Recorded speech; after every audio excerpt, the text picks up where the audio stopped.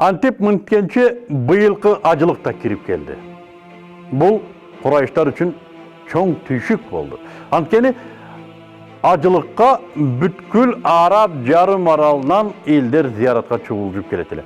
Келген элдер сөзсүз пайгамбарыбыз саллаллаху алейхи вассаламдын айтып жаткан сөзүнө кулак төшөйт эле. Жана курайыштар бүт арабтардын дини борборун тейлеп турган, аны тейлөө аманатын арабтар алдында мойнуна алган курайыштар бул жөнүндө кандайдыр бир сөз айтыш керек эле. Бүгүнкү күндө бизде дагы мамлекетте кандайдыр бир иш болсо, мамлекет башчылары коомчулукка ал иш тууралуу өзүнүн мамилесин билдирет. Билдирүү жасайт. Же президент, же жогорку кеңеш, бийлик ээлери билдирүү жасайт. Ал кезде дагы мына ошо бийлик аманатын алган курайыштар жаңы чыгып жаткан чакырык тууралуу кандайдыр бир өзүнүн сөзүн айтуусу керек эле. Курайыштар Валид ибн Мугиранын үйүнө чогула баштады. Ал-Валид ибн Мугира келген курайыштарды жакшы тосуп алат. Жана алардын сөзүн кунт коюп угат. Албетте, биз Мухаммадтын сөздөрү тууралуу элге бир сөз айтуубуз керек дейт Ал-Валид ибн Мугира. Келген курайыштар кандай деп ойлойсуң? Биз аны көз ачык, кахын десек кантет дейт. Ал-Валид жок, биздин эл көз ачыктарды жакшы билет. Адатта көз ачыктар оозуна келгенди айта беришет. Бирок Мухаммадтын сөзү көз ачыктын сөзү эмес. Анын кеби көркөм калыптагы сөз дейт. Анда биз аны жинди дейли дейт курайыштар. Ал-Валид буга да макул болбойт. Жок, Мухаммад жинди эмес. Аны баарыңар билесиңер. Анын жиндилигин эч ким көргөн да эмес, жана бул калп дароо эле билинип калат деп буга да макул болбойт. Келгиле анда биз аны акын дейли дешет. Ал-Валид жок. Ал акын дагы эмес. Анткени биздин эл Ражаз, Хажаз, Карид, Макбуд, Мабсуд сымал ыр өлчөмдөрүн жакшы билет. Мухаммадтын сөзү бул өлчөмдөрдүн бирине да түшпөйт. Муну силер да билесиңер дейт Валид. Анда курайыштар эгер биз аны бакшы десекчи дейт. Ал-Валид бакшылар адатта түйүндөргө дем салгандар. Бирок Мухаммад түйүн түйбөйт, аны эч ким көргөн эмес. Ага дем да салбайт дейт. Келгендер айласы куруп, анда аны эмне дейли? Өзүң айтчы, Валид деп жалбырып жиберишет. Ал-Валид биз аны атаны баладан, энени кыздан, эрди аялдан ажыраткан кооз сөздөрдү токуган сөз арбоочу десек туура болор деп акыркы сөзүн айтат. Жана келгендердин баары буга макул болуп, курайыштар тарап кетет. Ошондон баштап курайыштар Меккеде эл чогулган жердин баарына барып, пайгамбарыбыз саллаллаху алейхи вассалам жөнүндө сөз болсо эле Мугиранын үйүндө сүйлөшүлгөн сөздү айта башташты.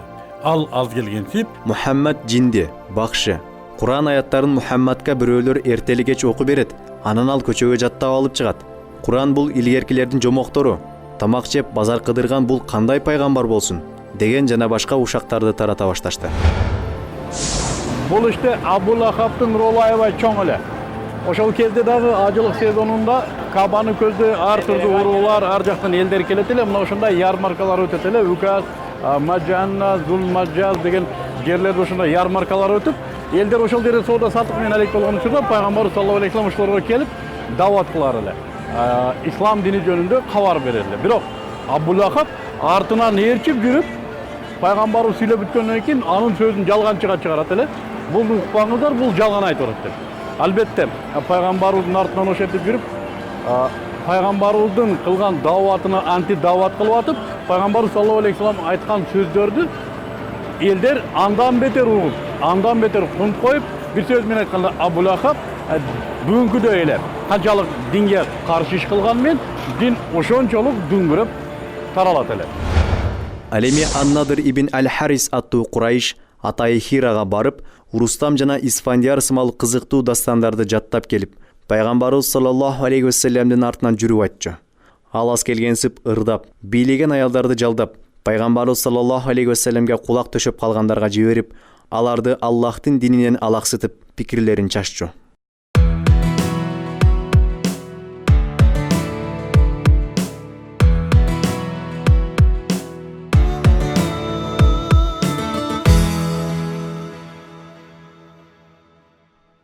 Ошентип ажылык да бүттү. Бирок Курайштардын бул ажылыктагы ислам динине каршы күрөшү алар күткөн натыйжаны берген жок. Тетирисинче, 4 тараптан келген элдин бардыгы пайгамбарыбыз саллаллаху алейхи вассаламдын чакырыгына кулак түшүп, аны менен жолугуп, дин үйрөнүп, жана диндин Мекке сыртына тароосуна Курайштар өздөрү каалабаган абалда өбөлгө түзүп беришти.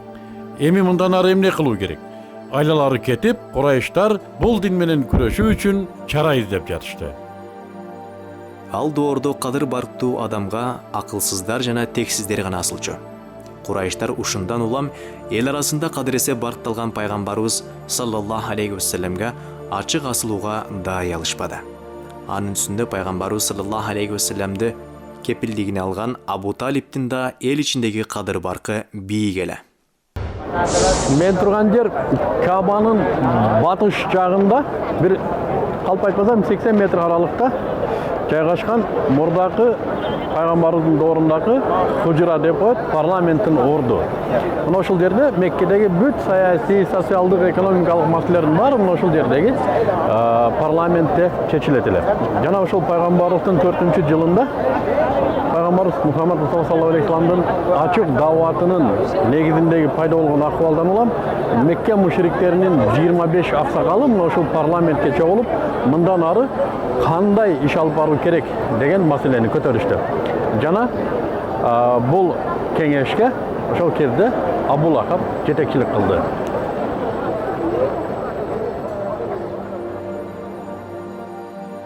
Бул отурумда Курайштар түзүлгөн абал боюнча кабатырлыгын жашырышкан жок. Чындыгында жаңы түптөлүп жатканына карабай, пайгамбарыбыз саллаллаху алейхи вассалам негиздеп жаткан дин кылымдар бою адашууда жашаган араб коомунун дүйнө таанымына зор сокку уруп жаткан эле.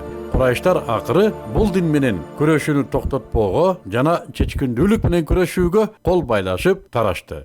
Абу Лахаб пайгамбарлыкка чейин эки уулун, Утба жана Утайба аттуу уулдарын пайгамбарыбыз саллаллаху алейхи вассаламдын эки кызына Уму Кульсум жана Рукаяга үйлөгөн эле. Булар кудай эле экөө. Эми пайгамбарыбыз саллаллаху алейхи вассаламдын динине тоскоолдук кылуу үчүн, анын мазасын алуу үчүн өзүнүн балдарынан пайгамбарыбыздын кыздарына талак берүүнү талап кылат. Жана анын уулдары пайгамбарыбыз саллаллаху алейхи вассалам кыздарына талак берип, үйлөрүнө жөнөтөт. Пайгамбарыбыз саллаллаху алейхи вассаламдын көкүрөк күчүгү болгон Абдуллах аттуу уулу чарчап калганда, Абу Лахаб мына Мухаммадтын эми тукуму курду деп ар кимге кубанганынан сүйүнчүлөп жүрдү. Аллах субхану ва таала мына ошондо Абу Лахабка жооп кылып Каусар сүрөсүн түшүрдү.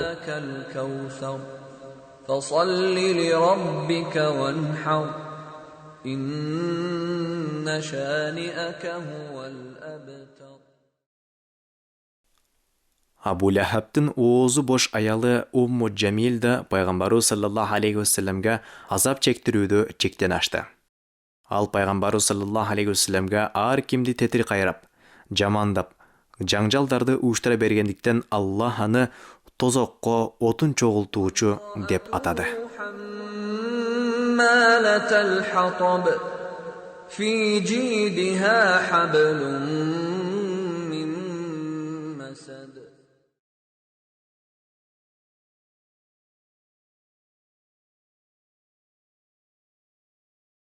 Кадырлуу көрөрмандар, мен бул каналдын көрөрманы болгонуңуз үчүн ыраазычылык билдирем жана ушул каналга жазылууну унутпаңыз. Айтмакчы, башкаларга дагы сунуш кылып коюңуз.